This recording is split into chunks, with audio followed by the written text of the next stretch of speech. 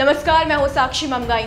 जनता की जिस भूल से विधानसभा भर्ती घोटाले ने तूल पकड़ा, वही 30 मामले को तफ्तीश के करीब लेकर चली गई है। और क्योंकि सीएम ने खुद स्पीकर को कार्रवाई की संस्तुति के लिए पत्र लिखा है, इसलिए अब जाकर सरकार की जांच की मंशा पर कुछ वजन दिखा है। अब क्या और क्यों मायने रखता है ऋतु भूषण खंडूड़ी के नाम सीएम का पैगाम, आज इस पर बात। वित्त मंत्री की कुर्सी क्यों खत की जद में आकर फिसलती दिख रही है, इस पर भी चर्चा। और साथ ही प्रदेश के साथ एक निगाह प्रेमचंद अग्रवाल के उस दिल्ली दौरे पर भी जरूर घुमाएंगे, जिसमें बवाल के बाद पहली बार पूर्व स्पीकर हाईकमान के सामने जाएंगे। विधानसभा बैकडोर भर्ती केस प्रदेशवासियों के आवेश के बाद इतनी सुर्खियां बटोर चुका है कि इसके ठंडे बस्ते में जाने की गुंजाइश घपलेबाजों की ख्वाहिश बनकर रह गई है।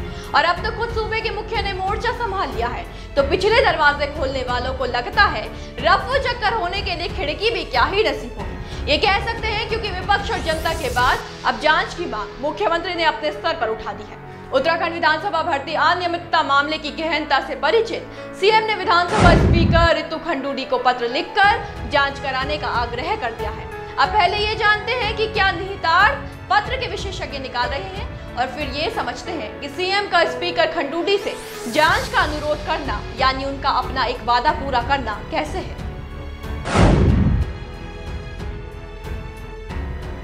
बताएं कि मुख्यमंत्री पुष्कर सिंह धामी ने अपने पत्र में कहा कि उत्तराखंड विधानसभा की जिन भर्तियों पर विवाद हो रहा है, उनकी स्पीकर ऋतु भूषण खंडूड़ी उच्च स्तरीय जांच कराए, और जांच में यदि कोई अनियमितता पाई जाती है तो उन नियुक्तियों को रद्द कर दिया जाए। इतना ही नहीं, मुख्यमंत्री ने अध्यक्ष से यह भी आग्रह किया है कि उनके द्वारा ऐसा प्रावधान किया जाए जिससे भविष्य में विधानसभा सचिवालय में जो भी नियुक्तियां हों वो पारदर्शिता के साथ हो व निष्पक्ष हो।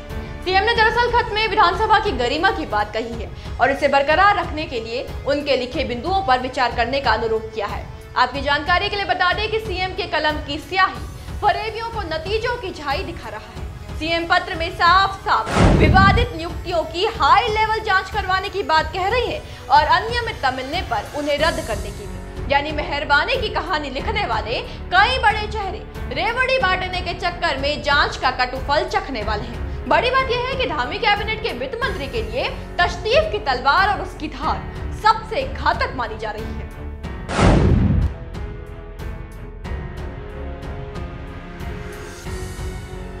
जी हाँ, जानकारों की राय आपको सुनाए तो चौथे विधानसभा में सगे संबंधियों को बैकडोर से विधानसभा में नौकरी देने के मामले में तत्कालीन विधानसभा अध्यक्ष प्रेमचंद अग्रवाल सबसे बुरा घिरे हैं।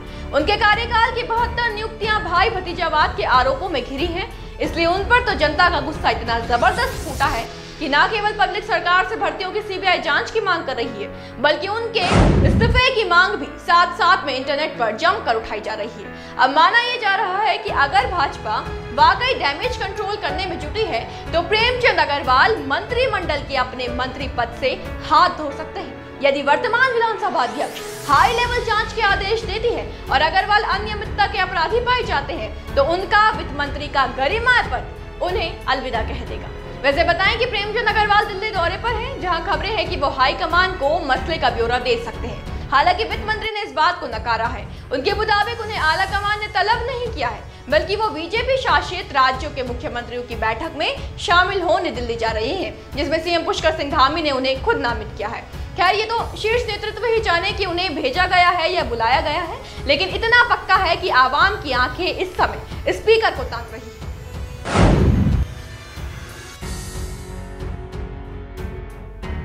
उत्तराखंड विधानसभा भर्ती अनियमितता मामले में इस समय पूरा प्रदेश, खासकर कि प्रदेश के युवा पूर्व सीएम बीसी खंडूड़ी की बेटी और वर्तमान विधानसभा अध्यक्ष ऋतु खंडूड़ी की ओर बड़ी उम्मीदों से देख रही है, क्योंकि जांच के आदेश के अधिकार उन्हीं के पास है।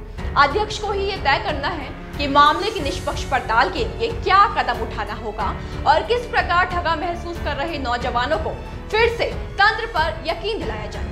मसला पेचीदा है क्योंकि बात सिर्फ एक सरकार, एक पार्टी या किसी एक अध्यक्ष के कार्यकाल की भर्तियों की नहीं हो रही, बल्कि क्योंकि जनता की मांग विधानसभा गठित होने के बाद की सभी नियुक्तियों की जांच की है, तो इस पर भी अध्यक्ष को फैसला लेना है कि तफ्तीश के दायरे में कालखंड कौन कौन से होंगे।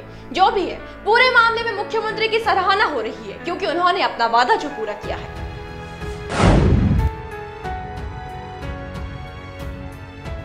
ऐसा इसलिए कह रहे हैं क्योंकि कुछ दिनों पहले मुख्यमंत्री पुष्कर सिंह धामी ने कहा था कि वो सभी प्रकरणों की जांच के लिए विधानसभा अध्यक्ष से अनुरोध करेंगे। जांच में सरकार पूरा सहयोग करेगी। जांच के मौखिक आग्रह को लिखित अनुरोध से बल देकर मुख्यमंत्री ने हताश पड़ी प्रजा को फिर से आस दे दी है। बस अब देखना यह है कि जनता के लिए आग्रह आश्वासन का प्राय बनती है या फिर भ्रष्टाचारियों के लिए उनके गले की फांस होगा। जो भी आप तक पहुंचाएंगे, बस बने रहे देवभूमि इंसाइडर के साथ। आज ही डाउनलोड करें देवभूमि इंसाइडर ऐप।